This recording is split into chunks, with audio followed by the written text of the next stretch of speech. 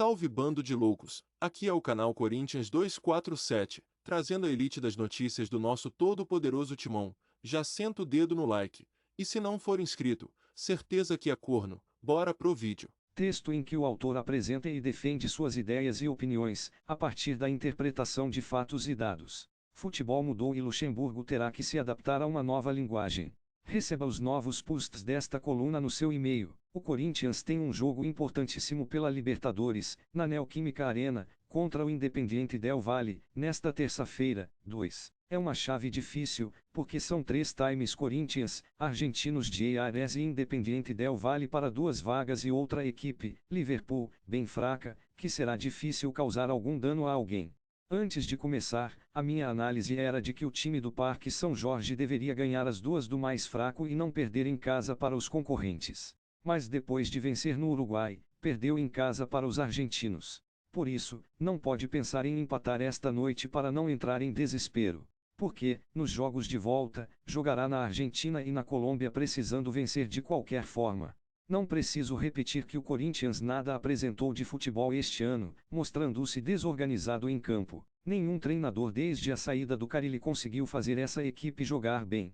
Para aqueles que usam a vitória, sofrida, contra o Remo, para justificar que o Cuca iria dar certo, esquecem que na estreia dele tomou de 3 do Goiás. Agora chegou o Vanderlei Luxemburgo. Conheço o seu trabalho muito bem, porque cobria a seleção brasileira quando ele virou o treinador, fora todos os jogos que comentei de seus times.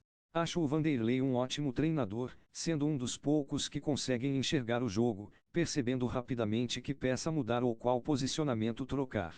Seus times normalmente jogam bem, mas isso até a metade da primeira década do novo século. Apesar de ter ganho o Campeonato Paulista de 2020, os seus últimos trabalhos não foram bons e a sua realidade mudou.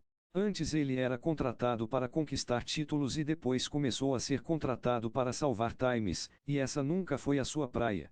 Vamos para o lado prático, ele vem de uma geração do futebol em que se usava muito a malandragem com os jogadores. Todos os treinadores das gerações mais antigas usavam desse linguajar com os jogadores, uns mais, outros menos, mas todos usavam de alguma maneira.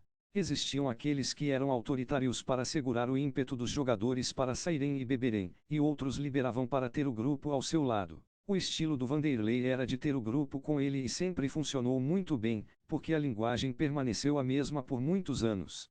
Mas com a chegada das redes sociais e a necessidade de curso para ser treinador, o cenário ficou muito mais profissional e a linguagem do futebol mudou.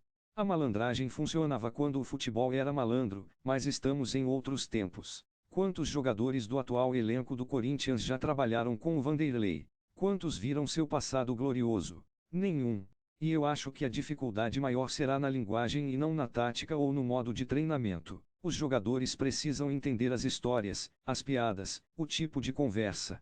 Aquela coisa do treinador ficar tomando cerveja ou vinho com jogadores não existe mais ou, se existe, ninguém sabe.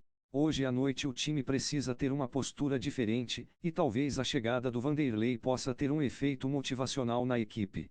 Mas de qual forma? Competência ele sempre teve e continua tendo, mas mudou o seu modo de pensar e falar futebol. O Corinthians não tem outra escolha hoje a não ser vencer essa partida, mas para isso terá que jogar como ainda não fez neste ano.